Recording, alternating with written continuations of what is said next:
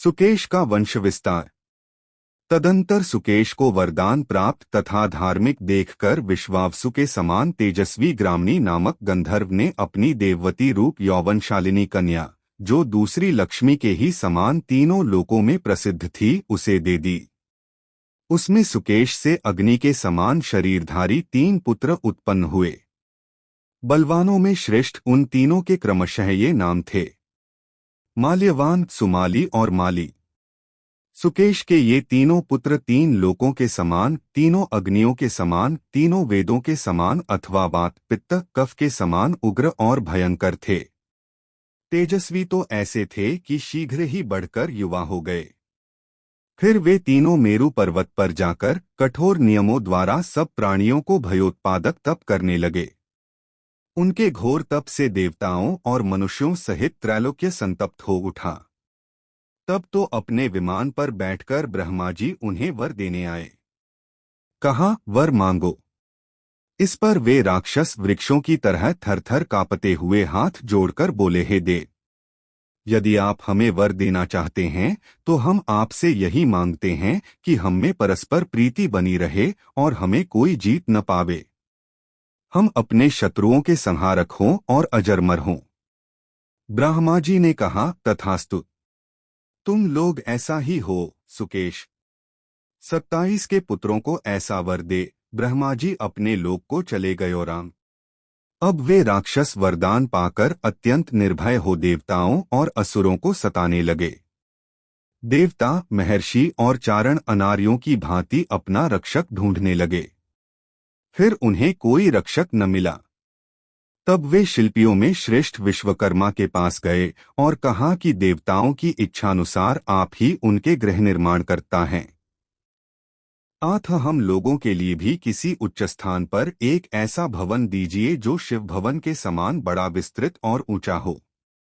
तब उन महाबलवान राक्षसों के वचन सुनकर विश्वकर्मा ने उन्हें वास करने के लिए इंद्र के समान स्थान बतलाते हुए कहा कि दक्षिण समुद्र के तट पर सुवेल पर्वत के समीप ही एक त्रिकूट नाम का पर्वत है, जिसके मध्य का शिखर बड़ा ही उन्नत मेघ के सदृश दीख पड़ता है, जिसके ऊपर पक्षी भी नहीं पहुंच सकते।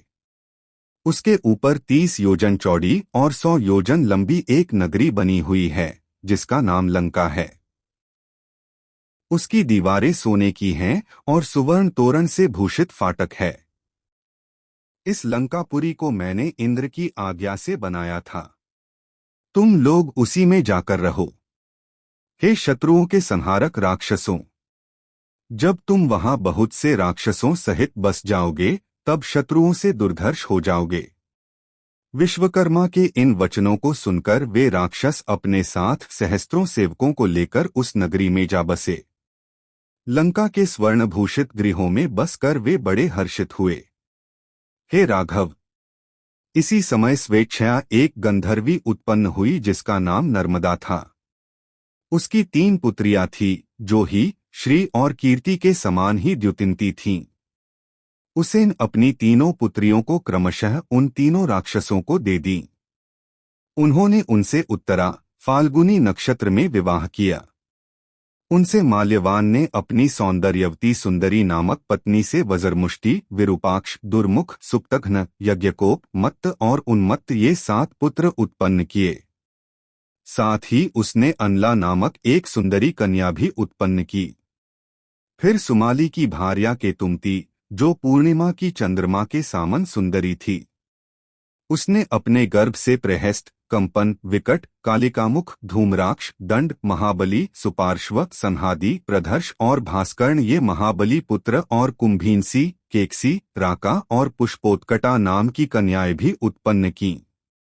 इसी प्रकार माली ने अपनी वसुधा नामनी सुंदर पत्नी से अनल, अनिल, हर और संपाति ये 4 पुत्र उत्पन्न किए। यही चारों विभीषण के मंत्री हुए। इस प्रकार राक्षस श्रेष्ठ उन तीनों राक्षसों का परिवार बहुत बढ़ा और वे तीनों अपने सैकड़ों पुत्रों के साथ इंद्र सहित सब देवताओं, ऋषियों, नागों और यक्षों को सताने लगे। वे सब दुरासद राक्षस वायु के सदृश संसार में सर्वत्र भ्रमण करते। संग्राम क्षेत्र में काल के समान अमित तेजस्वी हो जाते और वरदान के प्रभाव से गर्वित हो सर्वदा यज्ञों को नष्ट किया करते। और अगला वृतांत नेक्स्ट पार्ट में। और आपका एक सब्सक्राइब हमें बेहतर कंटेंट बनाने की प्रेरणा देता है, इसलिए अभी तक आपने इस चैनल को सब्सक्राइब नहीं किया है तो सब्सक्राइब कर दीजिए और बेल आइकन को प्रेस कर दीजिए, जिससे इस चैनल पर प्रस्तुत होने वाली पुराण की बात और कथाएं आप तक पहुंचती रहे।